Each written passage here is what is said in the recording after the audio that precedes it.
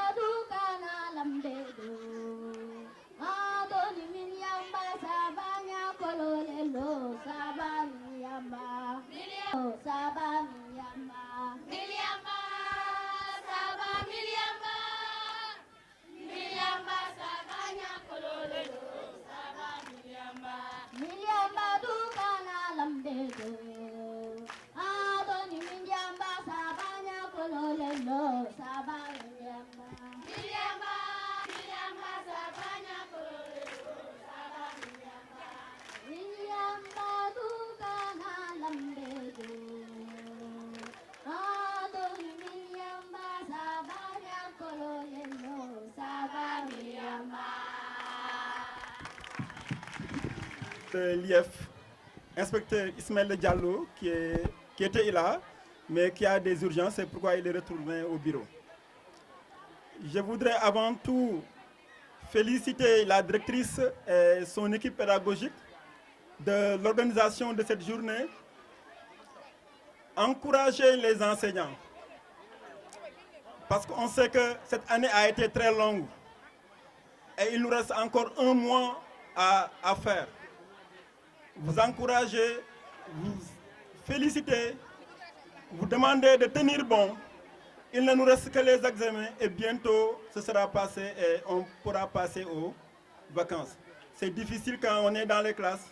On ne peut que vous féliciter les élèves qui vont être primés aujourd'hui. C'est un moment important dans la vie scolaire parce qu'on vous donne un modèle à vos camarades. Et je parle aux élèves, je m'adresse aux enfants. Seul le travail paie. Hein.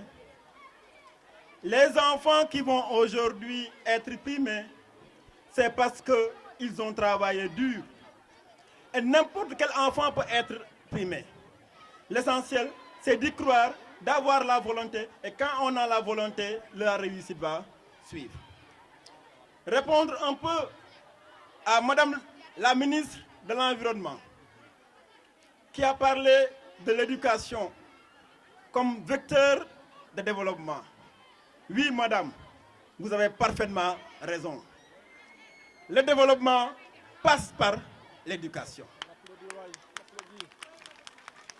Si en Afrique, on est globalement des pays sous-développés, c'est parce que notre système scolaire a encore des problèmes. Mais le jour où on parviendra à faire de la qualité le levier du système éducatif, à ce moment, le développement sera possible, l'émergence sera possible. Donc, pour qu'il y ait émergence, il faudrait travailler. Il faut passer par l'école et nous croyons à l'école et c'est seulement l'école qui peut changer notre situation. Regardez l'exemple du président de la République. Regardez sa famille. Il vient d'une famille modeste. Aujourd'hui, il est le président de tous les Sénégalais parce que c'est l'école qui lui a permis, qui lui a donné cette chance. Cette école aussi peut nous donner, nous tous, à notre chance. Et particulièrement les enfants, si vous y croyez, si vous travaillez, vous pourrez un jour devenir quelqu'un d'important dans ce pays. Je ne veux pas être encore des mots de remerciement et de félicitations à l'endroit de la directrice et de toute son équipe pédagogique. Merci beaucoup de votre attention. dañuy continuer ba tey journée culturelle bi ñu ngi ak monsieur Diop mu daal di teew si nga xamante ne nii mooy école Diacksao Fass monsieur ginnaaw ma la nuyoo ma bàyyi la nga nuyu mbokk internet Banlieue Fësël TV. Merci beaucoup maa ngi nuyu ku nekk sa tur ak sa sant di leen nuyu di leen remercier aussi. culturel Diacksao Fass ñu bëggoon a xam en tant que directeur ou bien en tant que professeur lan nga yëg tey. waaw kontaan nag si organisation bi parce que école dafa soxla genre journée yi parce que day permettre ñu récompenser xale yi travailler yëpp ren année bi dafa gudd presque novembre ba léegi ñu ngi si classe yi moment de fête la dana qui ont bien travaillé et aussi ñu jox ay modèle parce que seen moroom yi leen di gis ñuy jël ay récompense ñoom aussi mën nañ xool si ñoom pour xam ni dara jommu leen lépp liggéey doo koy joxe loo gëm la yàlla mën na la def nga am ko waaw. Sur le cadre d'organisation est-ce que tey jii nii jotul tamit école yu ne ñu koy programmer comme ni pour motiver à ce que les autres élèves mën a def comme seen élèves yi lu ñu def.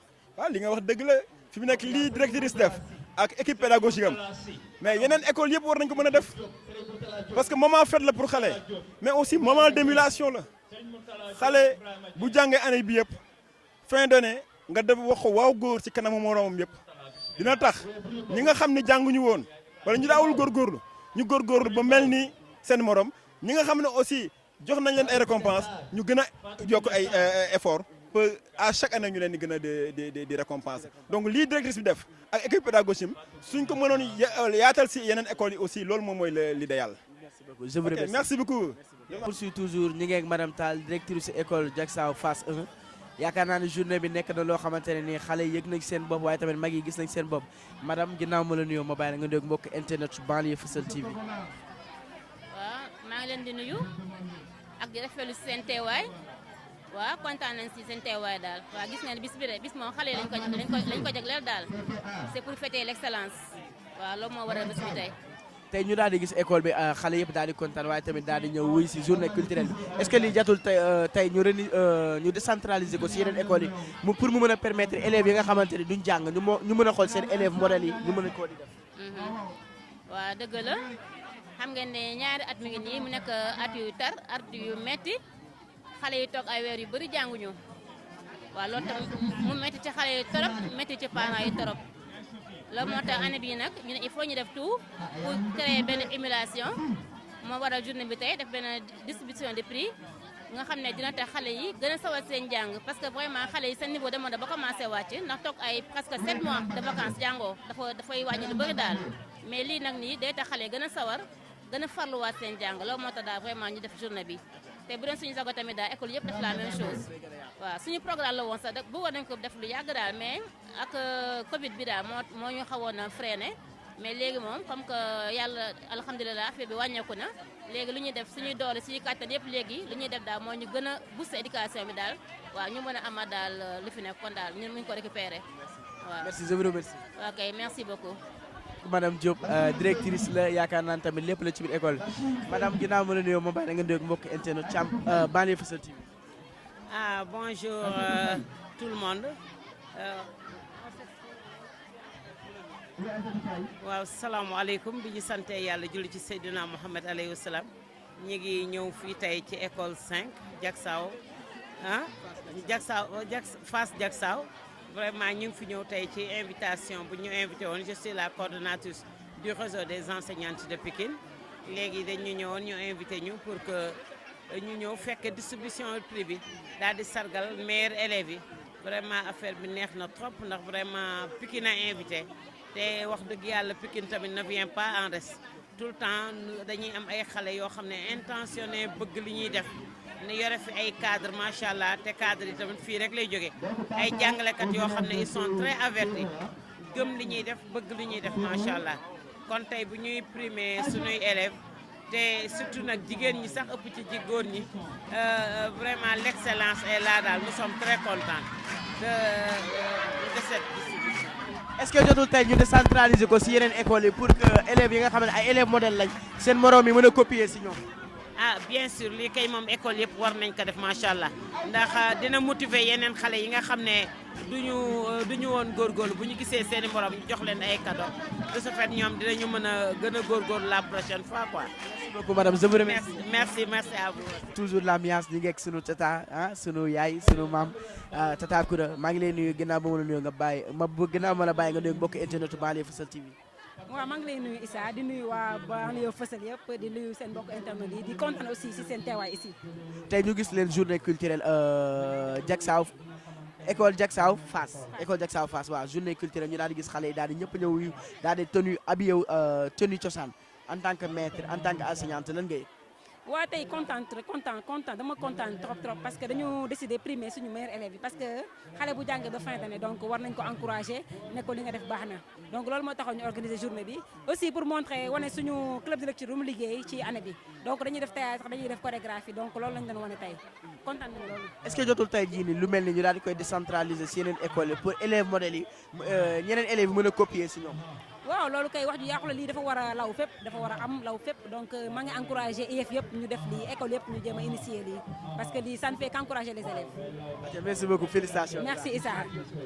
salaamaaleykum tata maa ngi lay. salaam. maa ngi ci jàmm. maa ngi sant yàlla bu baax a baax a baax. mais li nga def dafa rafet.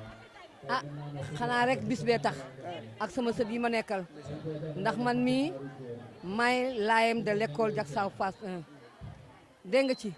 te boo gisee ma solu loo sama xale yi cosaan Koura mi maay suppléante am dégg nga ci mu yaatal ma lool ci classe bi ne ma ñëpp ñi ko fi jiitu yaatale mu ñëw rek ak initiative fondé club de lecture fii ubbi bibliothèque dégg nga ci man nag boo gisee ma solo nii solo xale nii je suis ancienne dans tel établissement temps boobu mi ngi tudd Pikine 5 à mon âge ci cosaan mu ñëw loola waral may leen ginnaaw maa secondé Koura ci biir classe C1B bi C1A bi dégg nga ci su ma sañoon ngeen solu cosaan ñu wane ni école bi dégg nga ci établissement cosaan la day lu yàgg loo xam ne mi ngi fondé depuis 1958 kon nag xamu ni kooku du gan waa day dundal culture lii nag ñuy ñaan yàlla chaque année ñu gën koy yaatal ndax bii niñ ko préparé dafa nekk ci diir bu gàtt waaye bu fekkoon jël nañ ko ci temps bu yaatu kon dañu xam lan mooy école Diacksao Fass 1 dégg nga ci ñuy ñaan yàlla nag di ñaanal suñu directrice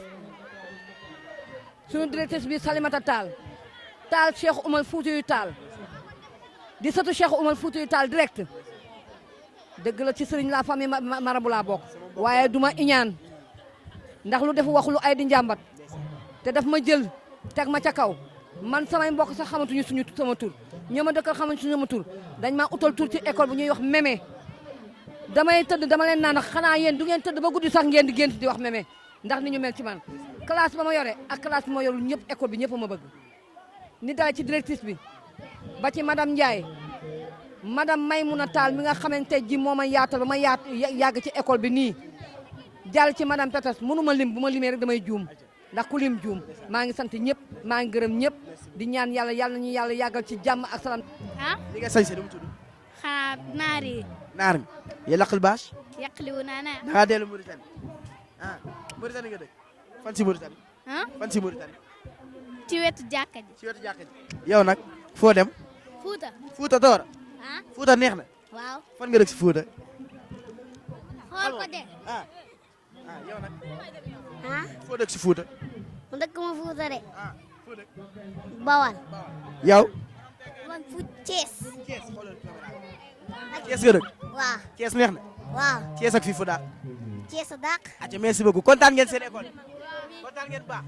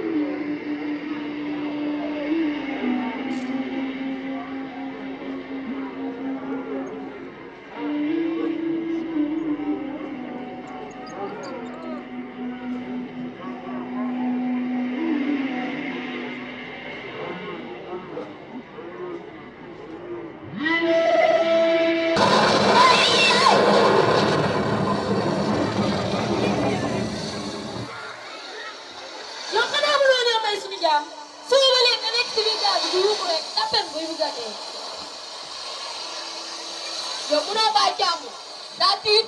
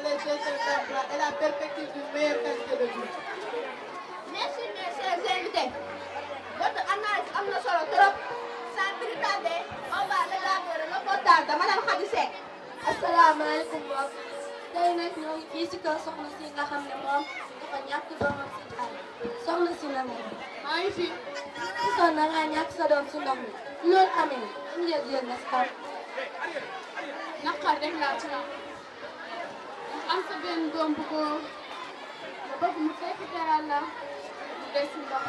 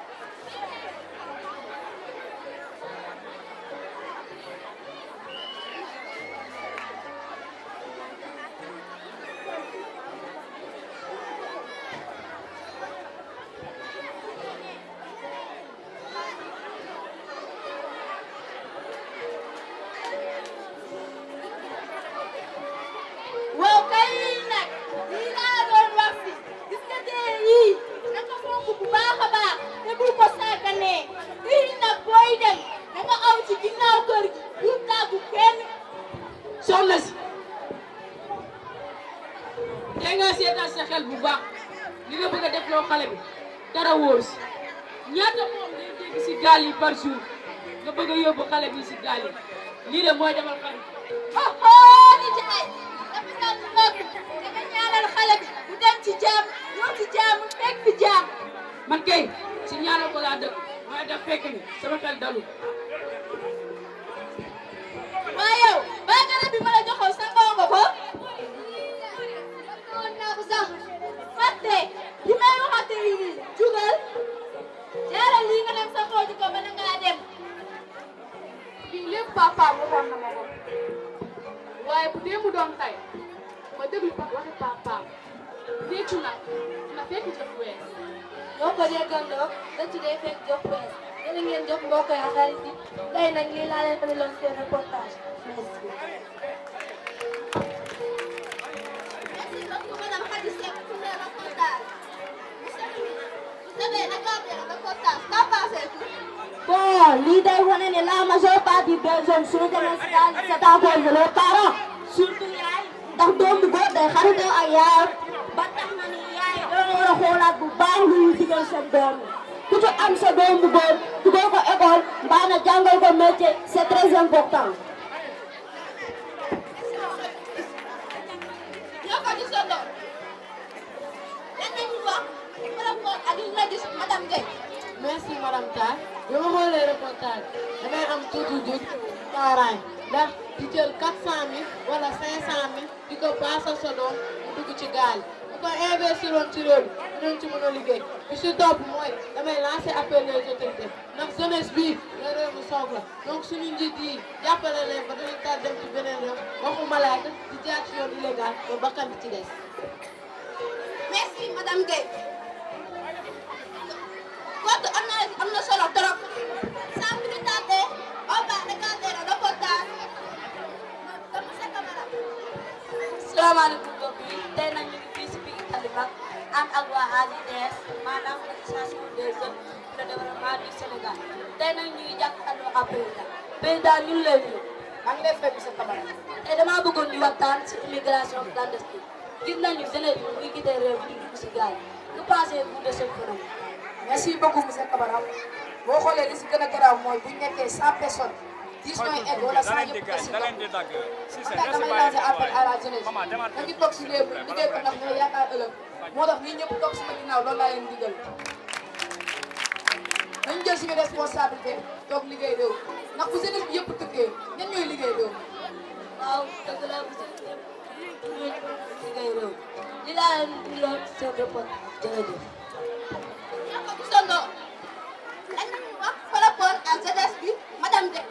madame Tall jeunesse bi la réew mi soxla xale yi ma gis ku leen jàppale réew bi avancé ndax xam na li ñu bëgg ak fu ñuy teg seen tànk ñu damay lancer appel les autorités te dañuy saluer seen xalaat di wax autorités yi di dëkk ak ñoom jàppale leen ci seen xalaat ci seen projet yu ñu am merci. selon vous monsieur Gomis lan lañu wax par rapport ak li nga gis ak li nga dégg. bi ma déggee loolu xale yi gis ak engagement bi ñu jël sama xel dafa dal ndax tu vois que ni am na ñu bëgg gëm dem teg waaye am na ñu gën toog teg te madame Tall jaar si yoon bi légal moo gën pour jaar si yoon bi illégal ndax yoon bi illégal bi ay risque kese la danay dem ba egg ñu retourné la baa na dem si perte 10 personnel teg.